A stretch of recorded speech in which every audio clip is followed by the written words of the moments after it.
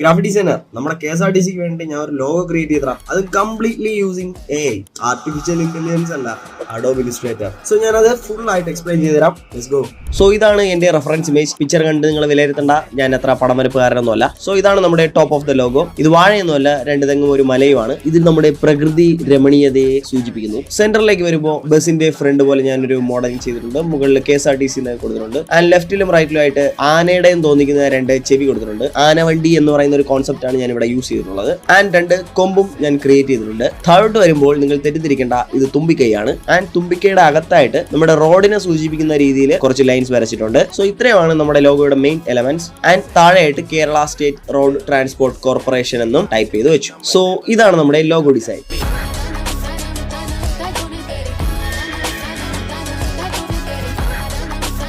ഈ ലോഗോ നിങ്ങൾക്ക് ഇഷ്ടപ്പെടാതിരിക്കാം. കാരണം എന്റെ മനസ്സിൽ എന്താണോ തോന്നിയത് അത് ഞാൻ അതേപോലെ ചെയ്തതാണ്. ഞാൻ അത്ര പ്രൊഫഷണൽ ലോഗോ ഡിസൈനർ ഒന്നും അല്ല. നിങ്ങൾക്ക് അറിയാവുന്നതുപോലെ കൂടുതലും ഞാൻ ചെയ്യുന്നത് പോസ്റ്റർ ഡിസൈൻസ് ആണ്. എന്റെ മനസ്സിലുണ്ടായിരുന്ന ഒരു ഐഡിയ ഞാൻ കറക്റ്റ് വരച്ച് കുറച്ച് ഇല്ലുസ്ട്രേറ്റർ അറിയാവുന്നത് കൊണ്ട് ഒരു ലോഗോ ഡിസൈൻ ചെയ്തു, അത്രേ ഉള്ളൂ. ഇതിനു മുൻപ് ഞാൻ 2-3 ലോഗോ ഡിസൈൻസേ ചെയ്തിട്ടുള്ളൂ. ലോഗോ ഡിസൈൻ കുറച്ച് മെനക്കെട്ട പണിയാണ്. സോ അത്രയും എഫേർട്ട് ഇട്ട് ഒരു ലോഗോ ഡിസൈൻ ചെയ്യുമ്പോൾ നമുക്ക് അതിനനുസരിച്ചുള്ള പേയ്മെന്റ് കിട്ടാതെ വരുന്നത് കൊണ്ടാണ് ഞാൻ ലോഗോ ഡിസൈൻ തൽക്കാലത്തേക്ക് മാറ്റി വെച്ചിരിക്കുന്നത്. സോ ഇനിയും ഇതുപോലുള്ള ലോഗോ ഡിസൈൻസ് വരും. സോ വീഡിയോ ഇപ്പൊ തന്നെ സേവ് ചെയ്തോ. ആൻഡ് ഇതുപോലുള്ള വീഡിയോസിനായി പേജ് ഫോളോ ചെയ്തോ. ബൈ.